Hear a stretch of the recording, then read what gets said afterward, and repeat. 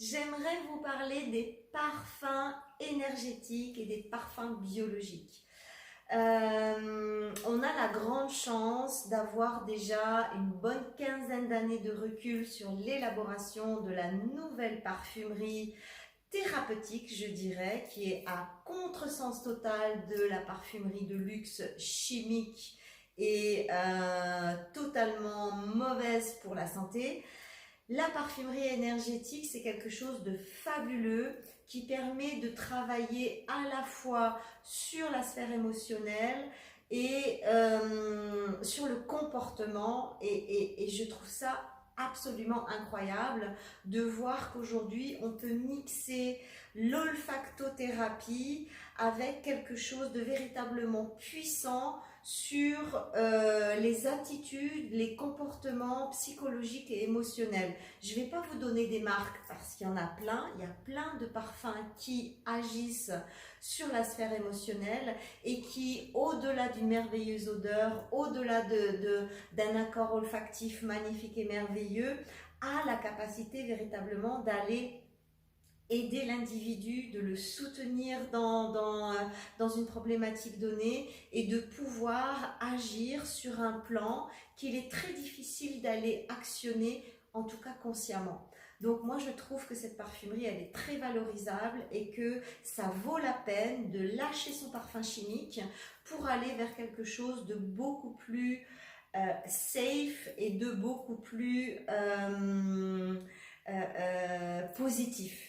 Ensuite, si on ne veut pas aller vers les parfums thérapeutiques, on a la possibilité de choisir dans les huiles essentielles. Et dans les huiles essentielles, aujourd'hui, très franchement, il y a une quinzaine d'années, on avait des huiles essentielles très basiques, très aromatiques, avec des odeurs cinglantes, et mon Dieu, fallait aimer. Aujourd'hui, il y a eu tout un développement sur ce segment-là de l'olfactif où on a des huiles essentielles magnifiques avec des essences qu'on n'attendait pas, avec des propositions qui sont absolument incroyables. Moi, par exemple, j'adore mixer dans mon parfum l'huile essentielle de rose et l'huile essentielle de myrrhe.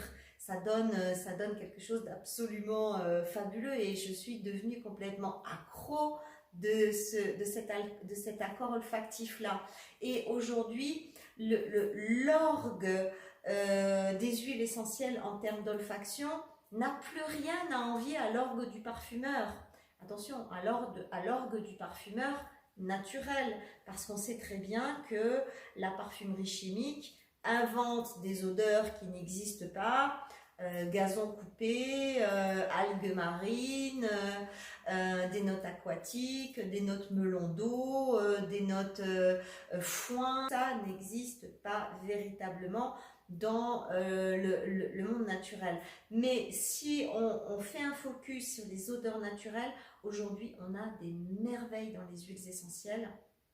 Et je vous invite vraiment à aller découvrir celles qui vous font vibrer, à aller découvrir celles qui vont être en résonance avec vous, avec votre être profond. Ce qui est intéressant quand on utilise des essences naturelles, c'est que contrairement aux parfums chimiques qui sont complètement stéréotypés, qui vont être identiques du matin au soir, où le sillage ne va absolument pas évoluer, le sillage ne va pas évoluer, mais en plus le jus ne va absolument pas se marier avec l'odeur de la personne, avec le pH de la peau de la personne, avec les phéromones de la personne. Et c'est ça qui fait la singularité d'un parfum, c'est quand le parfum est 100% naturel et qu'il va pouvoir se marier avec qui je suis et donc créer un parfum finalement totalement unique. Et c'est ça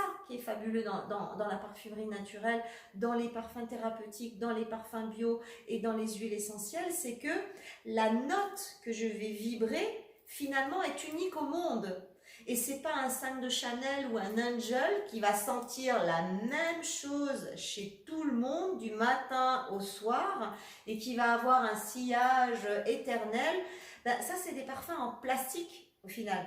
Pourquoi? Parce que les produits chimiques qu'il y a à l'intérieur ne sont pas vivants, ne sont pas évolutifs, ne peuvent pas se marier avec le vivant si particulier que nous sommes et que nous émanons et que nous vibrons. Et c'est ça tout l'intérêt de se parfumer avec du naturel.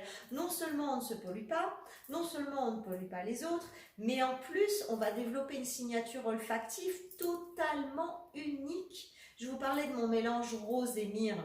Ça m'est déjà arrivé d'en mettre sur d'autres personnes que sur moi. Ça ne donne pas du tout le même effet. Parce que je suis unique, parce que l'autre est unique. Et que les molécules naturelles ont ceci de fabuleux, c'est qu'elles vont offrir un développement complètement particulier. Ça, c'est la première chose. La deuxième chose, c'est qu'on me dit souvent, oui, mais les parfums naturels, ça ne tient pas jusqu'au soir, je le sens plus au bout d'une heure. Mais c'est ça aussi l'intérêt du naturel, c'est qu'on a déjà pas quelque chose de plastique qui s'accroche à la peau pendant des heures et voire encore même la nuit si on ne prend pas une douche en rentrant. Mais le naturel, il y a quelque chose de féminin dans l'acte de se parfumer. Psh, psh, psh, psh. De prendre un petit stylet. Moi, j'ai mon flacon de parfum, il y a un petit stylet, je le trempe dedans et puis je me mets comme ça mon stylet derrière les oreilles, comme les belles de la belle époque. Il y a quelque chose de très élégant, de très raffiné dans le fait de se reparfumer en journée. Et ça fait aussi partie du charme du féminin, de sortir son parfum et et de s'en remettre délicatement. Pourquoi devoir cacher ça?